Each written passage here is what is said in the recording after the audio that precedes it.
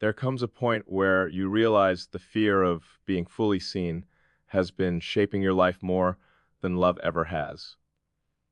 You spend years managing perception, adjusting tone, editing stories, leaving out the parts that feel too heavy, too messy, too unfinished. You tell yourself it's maturity, or timing, or that you're protecting something fragile. But underneath all of it is one simple fear. If they see all of me, will they still choose me? That fear is ancient. It's wired into us. Long before relationship advice and psychology books, thinkers like John Bowlby explained that our deepest need is secure attachment, to feel safe enough with someone to explore, to fail, to grow. And yet, most of us try to secure love by hiding the very things that make us human. We think if we present the polished version, the capable version, the unbothered version, will reduce the risk of abandonment. But what actually happens? We end up loved and still lonely, because being loved for who you pretend to be never satisfies the part of you that longs to be known. There's a psychological weight to withholding.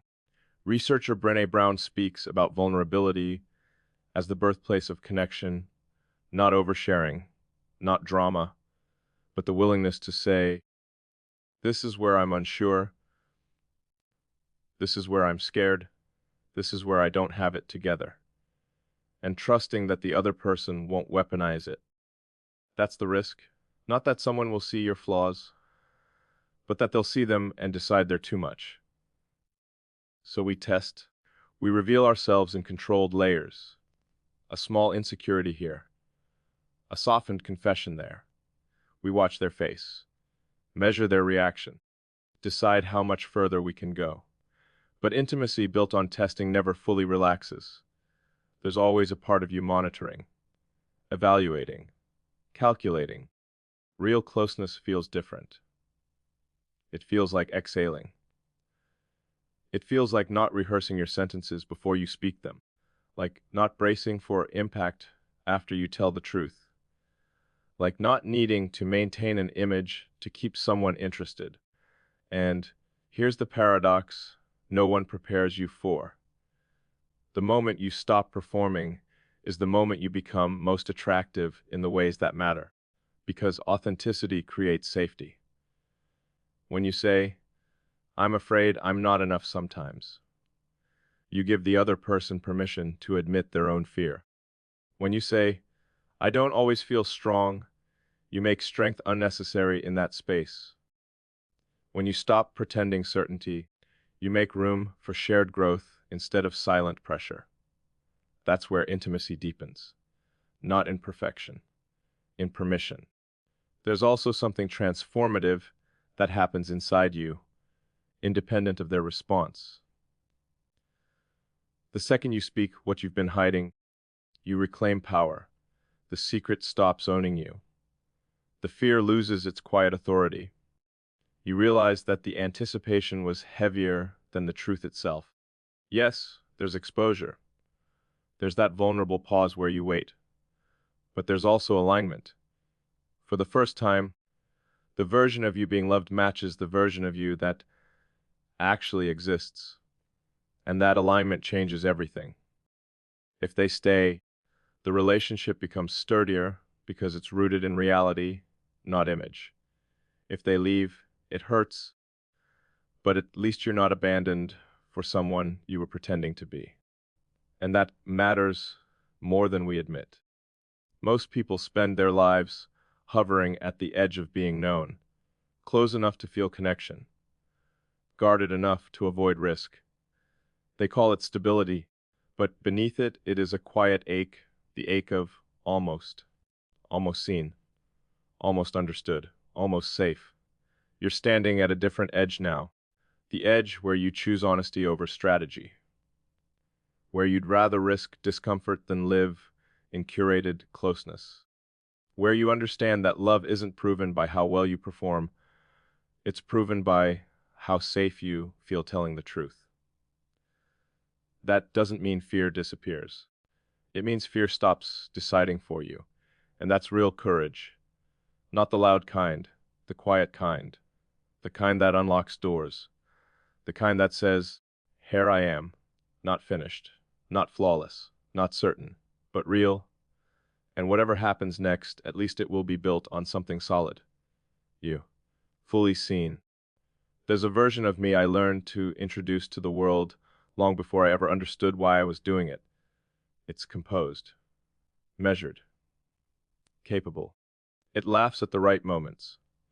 It reassures instead of reveals. It listens carefully and shares strategically. It knows how to be desired, how to be respected, how to be chosen, but it doesn't know how to be fully known. For a long time, I thought that was strength. I thought strength meant control, control of emotion, control of image, control of how much access anyone had to my internal world. If I curated what you saw, I could manage what you felt about me. If I managed what you felt, I could reduce the risk of abandonment. It was logical, efficient, safe, and completely isolating. The strange thing about hiding isn't that it creates distance. It's that it creates closeness that never quite satisfies. You can build routines. You can build laughter. You can build physical intimacy, shared plans, shared friends, shared space. But if there are rooms inside you that remain locked, you will always feel slightly alone, even in someone's arms. I've been thinking about those rooms. The ones we pretend don't exist. The ones we clean before anyone enters. The ones we don't even admit to ourselves sometimes. They aren't dramatic secrets. They're quieter than that. They're the doubts that surface at night when the world is silent. The shame attached to old decisions. The fear that maybe we're harder to love than we appear. The insecurity that whispers, if they really knew, they might leave. I used to believe that those parts were temporary flaws I needed to fix before inviting someone in. That love was something you earned once you were healed enough, stable enough, impressive enough. But healing doesn't happen in isolation, and love isn't a reward for perfection. It's a risk taken in imperfection. There's a threshold every relationship reaches, a point where things are good, comfortable, promising. You've shared enough to feel connected. You've built enough to feel hopeful. But there's a deeper layer waiting, a level of emotional exposure that changes everything. Most people stop at the threshold. They tell themselves it's enough, because crossing it requires something terrifying, genuine vulnerability, not the kind that sounds poetic, not the kind that fits neatly into a caption, the kind that makes your throat tighten when you try to speak, the kind that exposes contradictions, the kind that doesn't guarantee reassurance. I've stood at that threshold more times than I can count. Close enough to feel intimacy. Guarded enough to protect myself. I told myself I was being wise, that I was pacing things. That depth would come naturally with time. But time doesn't unlock doors. Choice does. You know what's exhausting? Monitoring yourself in real time, editing your reactions, softening your confessions, laughing off insecurity, turning serious questions into light jokes, saying, I'm fine, when you mean, I'm afraid. That constant self-management is invisible labor, and it slowly erodes authenticity. I began to notice something unsettling. Even when I was loved, I didn't feel secure. Even when someone reassured me, I questioned whether they were reassuring the real me or the curated version. Because if you only show the polished parts, you'll always wonder if the love would survive the unpolished ones. That wondering becomes a quiet ache. Almost known, almost understood, almost safe. It's a peculiar loneliness, being close to someone and still feeling hidden.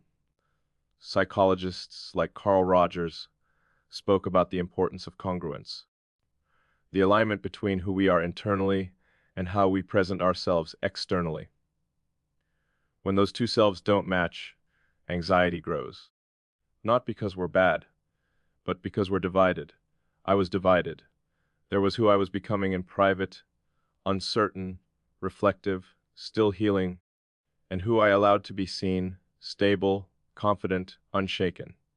And the gap between those two versions was where my fear lived. Fear of being too much, fear of not being enough, fear that the full picture would shift someone's perception permanently.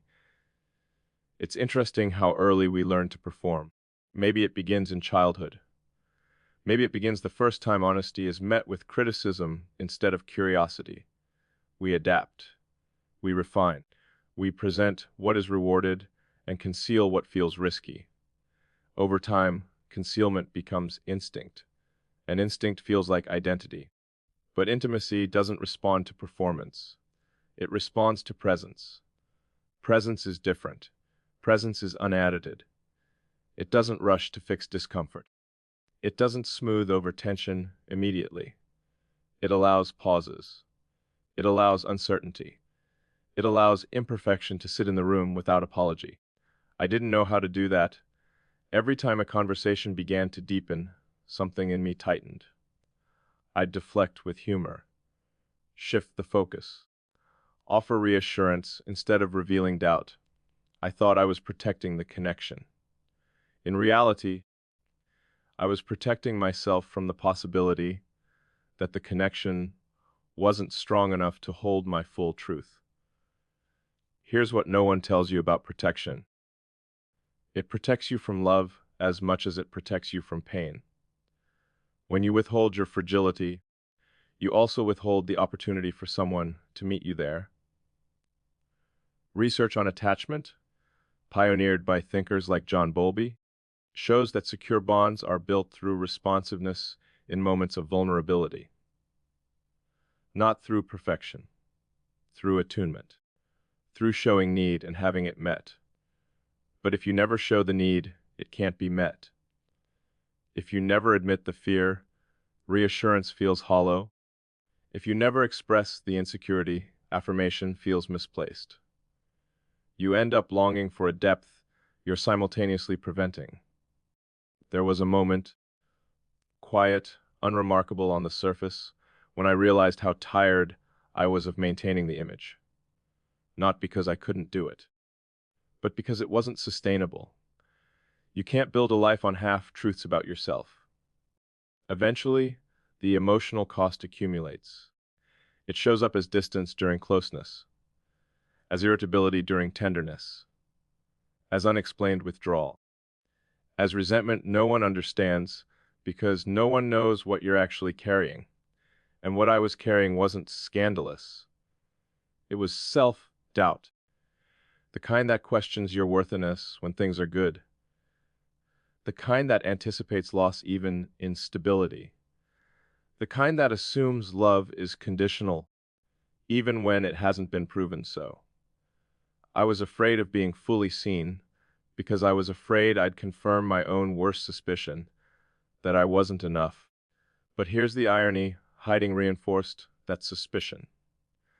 If I believed I had to edit myself to be loved, then somewhere deep down, I already believed the unedited version was unacceptable. That belief was more damaging than any potential rejection. It shaped my behavior, my tone, my willingness to lean in, my ability to relax. You can't relax where you're performing, and performance is exhausting. I began to understand something crucial: vulnerability isn't about dramatic confession. It's about consistent honesty. It's about saying, I don't know. It's about admitting, I'm scared. It's about revealing, this matters to me more than I'm comfortable admitting. It's about removing armor in increments, not recklessly, not impulsively, intentionally. There's a difference between oversharing and opening up. Oversharing seeks immediate relief. Opening up seeks deeper connection. One is reactive, the other is relational. I wanted relational. I wanted to feel like I could breathe in the presence of someone without filtering every internal fluctuation. I wanted to trust that doubt wouldn't disqualify me, that imperfection wouldn't repel. But trust isn't something you wait to feel. It's something you practice. And practice means risk. The first time I chose to stay in a vulnerable conversation instead of deflecting, it felt unnatural. My instinct screamed to lighten the mood, to soften the confession, to say, it's not a big deal. But it was a big deal, admitting that I sometimes question whether I deserve what I have, admitting that I carry regret from past relationships, admitting that I'm still learning how to stay instead of preparing for exit. Those admissions felt like handing someone fragile glass and hoping they wouldn't drop it. But something unexpected happened. The world didn't collapse. The connection didn't evaporate. In fact, it deepened. Not because vulnerability guarantees acceptance, but because authenticity creates resonance. When you speak honestly, you give the other person permission to do the same. It becomes reciprocal. A rhythm, a mutual softening. And in that softening, something remarkable occurs. Safety emerges. Not the safety of certainty, the safety of being real. Psychologist Brené Brown often emphasizes that vulnerability is the birthplace of love, belonging, and joy. What she also highlights is that vulnerability is uncertainty, risk, and emotional exposure. You can't have the first without accepting the second. For years, I wanted love without exposure, closeness without risk, commitment without surrender. But surrender isn't weakness, it's alignment. It's choosing to let your internal world match your external presentation.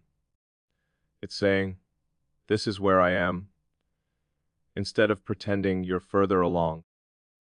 There's a moment after confession, a quiet pause, where you realize something fundamental. You are no longer divided. The version of you that's loved is the version that exists. That integration changes how you move in a relationship. You stop monitoring as much. You stop calculating responses. You start listening instead of strategizing. You start responding instead of performing. And the intimacy that forms isn't dramatic, it's steady, grounded, subtle. It feels like exhaling. I used to think independence was the ultimate strength, that needing someone diminished power, that emotional self-sufficiency was the goal. But complete self-sufficiency is a myth. Humans are relational. We regulate emotion through connection. We understand ourselves more clearly when reflected by someone safe. Needing someone doesn't weaken you. Pretending you don't might. There's courage in saying, I don't have this figured out. There's courage in asking for reassurance without disguising it as a joke. There's courage in staying present when your instinct is to withdraw. And that courage builds something sturdier than image ever could. Not perfection. Partnership. The deeper I move into honesty, the more I realize something liberating: the outcome isn't fully in my control. I can't guarantee someone will stay. I can't engineer their reaction. I can't manage their capacity. All I can do is show up aligned. And alignment brings peace that performance never did.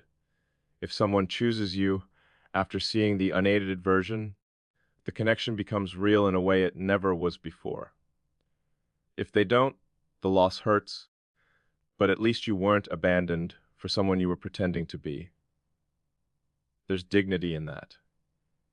There's growth in that. And there's freedom in knowing you no longer need to split yourself in half to keep love close. So I'm learning to unlock doors without rehearsing the speech first, to admit fear without apologizing for it, to let uncertainty exist in conversation instead of disguising it as confidence. I'm learning that being fully known is not about revealing every thought at once. It's about consistent congruence. It's about allowing the messy, healing, evolving parts of yourself to be included in the relationship instead of hidden from it. It's about choosing connection over control. And I don't know exactly where that path leads. I don't know if every confession will be received gently. I don't know if every vulnerability will be honored.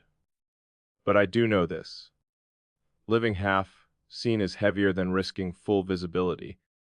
Almost loved is lonelier than honestly known.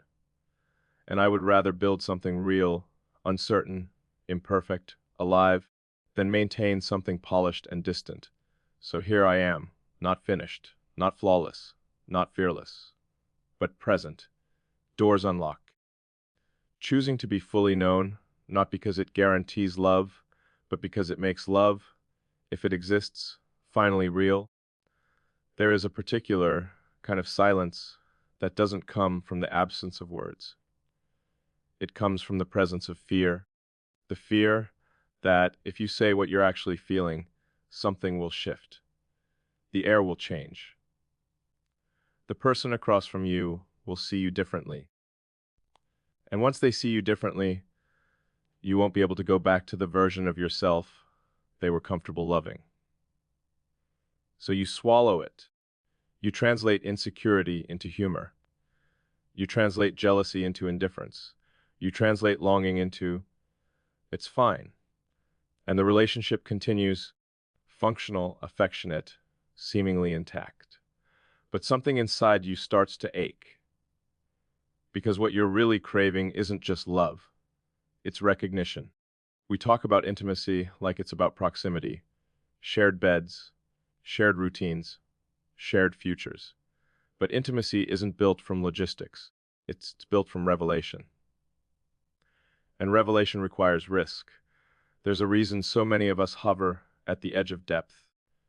We'll talk about our past and stories that are already processed. We'll admit to flaws that are socially acceptable. We'll confess fears that don't truly threaten our image, but the deeper truths, the ones still tender, the ones that make us question our worth, those we protect. I used to believe that protecting those parts made me mature, that emotional control was stability, that if I handled my own fragility privately, I wouldn't burden anyone. But unshared fragility doesn't disappear. It isolates. You can be sitting inches from someone and still feel miles away if the most important parts of you remain untranslated. There's a concept in psychology, attachment security, that suggests we regulate fear through connection. Researchers like Sue Johnson have written about how emotional responsiveness creates bonding at a neurological level. When we reach and someone responds, safety increases. When we reach and are ignored, safety decreases. But what happens when we never reach? We convince ourselves we're independent. We call it strength. But it's often just avoidance with better branding. Avoidance is subtle. It doesn't always look like distance. Sometimes it looks like competence. Sometimes it looks like being the strong one, the easy one, the low-maintenance one. Low maintenance is praised, but it's also lonely. Because needing nothing means receiving nothing. And receiving nothing eventually feels like being nothing. I remember realizing that I had been editing myself in small, almost invisible ways. I would downplay how much something mattered. I would soften disappointment so it didn't sound like criticism. I would say, I don't mind, when I did. Why? Because I was afraid that my full emotional range might be inconvenient. And inconvenience, in my mind, was dangerous. That belief didn't form overnight. It was shaped slowly, by past misunderstandings, by times when vulnerability wasn't met gently, by internal narratives that equated being easy with being lovable. So I became easy. But easy isn't the same as authentic. Authenticity includes edges, preferences, sensitivities, needs. And needs are terrifying. When you admit you need someone, you give them power to disappoint you. So instead, we pretend we don't. We say we're fine. We say we can handle it. We say it doesn't matter. And then we quietly resent the fact that no one is meeting needs we never voiced. It's a painful cycle. You hide to protect the relationship. But the hiding slowly erodes the very intimacy you were trying to preserve. I started noticing a pattern in myself. The closer someone got, the more careful I became. Not because I cared less, but because I cared more. The stakes felt higher, and higher stakes made vulnerability feel reckless. So I managed closeness like a strategist. Reveal enough to deepen connection, but not enough to destabilize it. Show affection, but not desperation. Show interest, but not dependency. It was controlled intimacy, and controlled intimacy has limits. There's a moment in every connection where safety stops being theoretical. It becomes practical. It becomes a choice. Do you step forward without armor? Or do you keep negotiating? How much of yourself is visible? I kept negotiating, until I realized the negotiation itself was exhausting. I was constantly scanning for signs, tone shifts, pauses, changes in energy. Not because anything was wrong, but because I was hyper aware of how fragile love can feel when you believe it's conditional. Conditional on being calm, conditional on being impressive, conditional on not being too much. But what if love isn't sustained by perfection?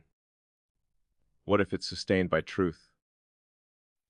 Psychologist Carl Rogers spoke about unconditional positive regard, the idea that growth happens when people feel accepted as they are, not as they perform, but as they exist. The problem is, you can't receive unconditional acceptance if you're only presenting conditional pieces. If you only show what's polished, you'll only ever know whether that polish is lovable. And you'll never know if your rawness is safe. That uncertainty breeds anxiety. You start questioning reassurance. You wonder if they'd feel the same if they knew the full story. You worry that one unfiltered reaction might undo everything. It's a fragile way to live. Because you're not just afraid of losing them, you're afraid of being exposed. Exposure is uncomfortable. It feels like standing in harsh light after years in dim rooms. It reveals imperfections you've carefully managed. But here's what I've learned most of the time. The harsh light exists in your imagination. We assume our flaws are glaring. We assume our fears are disqualifying. We assume our doubts are unattractive. But when spoken out loud, they often sound human, ordinary, shared. The first time I admitted, "Sometimes I'm scared you'll realize I'm not as strong as you think," I expected tension, distance, reassessment. Instead, I was met with softness. Not because the fear was attractive, but because it was honest. Honesty changes the texture of a relationship. It slows it down. It deepens it. It makes it heavier in a good way, grounded instead of floating. Floating love feels exciting. Grounded love feels secure. And security doesn't come from hiding cracks. It comes from knowing the cracks don't scare someone away. There's something transformative about being witnessed in your uncertainty. It reorganizes how you see yourself. You start to question the narratives that told you you were too much or not enough. You start to realize that the voice warning you to hide might not be protecting you. It might be preserving outdated fears. I began asking myself a difficult question. What am I protecting, and is it still necessary? Sometimes we build armor for battles that no longer exist. We respond to current love with past defenses. We treat safe people as if they're temporary because we're used to impermanence. But past pain doesn't get to dictate future intimacy, unless we let it. There's a quiet bravery in choosing to respond differently, in pausing before deflecting, in staying when your instinct is to retreat, in saying, "This is hard for me," instead of pretending it isn't. It doesn't always feel heroic. Sometimes it feels awkward. Sometimes it feels clumsy. Sometimes it feels like you're handing someone a script you've never read out loud before. But something shifts internally when you stop abandoning yourself to maintain connection. That's what hiding often is: self-abandonment.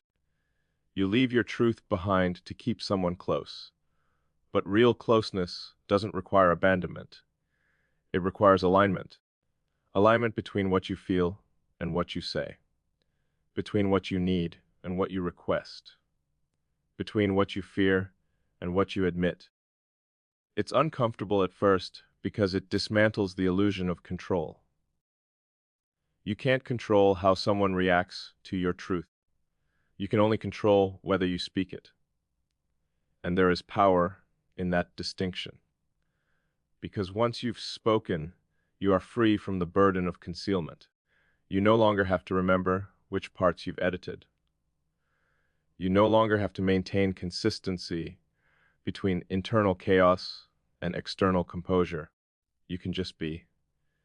Being is lighter than performing, and lighter feels like peace. There's still risk, of course. Vulnerability doesn't eliminate the possibility of rejection. It doesn't guarantee understanding, but it guarantees authenticity. And authenticity, even when painful, is stabilizing. Because if someone walks away after seeing the real you, at least they walked away from truth, not illusion. And if they stay after you've shown uncertainty, fear, imperfection, then what you're building isn't fragile, it's resilient. Resilience in relationships isn't built by avoiding tension. It's built by moving through it honestly. It's built by choosing transparency when silence would be easier. It's built by allowing someone to know the parts of you that you once considered unpresentable. There's a kind of intimacy that feels like standing unarmored and realizing you don't need armor anymore. That's what I want.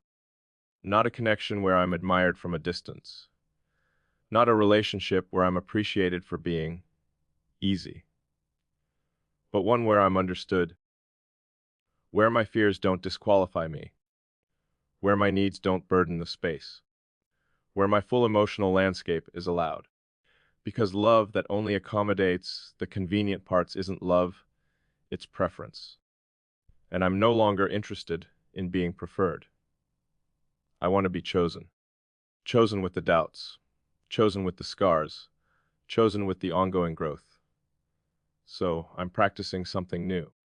Saying what I feel before it curdles into resentment. Admitting insecurity before it turns into withdrawal. Asking for reassurance without disguising it as sarcasm. Letting someone see me unsure. It's not dramatic, it's deliberate. And every time I choose it, the fear loses a little power. Not because I'm no longer afraid, but because fear is no longer in charge. There is freedom in that. Freedom in knowing that even if love ends, I did not disappear inside it. Freedom in knowing that I showed up whole. Freedom in understanding that intimacy isn't about eliminating risk, it's about accepting it consciously. And I would rather lie exposed and real than protected and half known. So here I am, less edited, less strategic, less guarded. Still imperfect, still learning, still occasionally afraid, but honest. And honesty, I'm discovering, is not the threat I thought it was. It's the doorway. And I'm finally walking through it without looking back.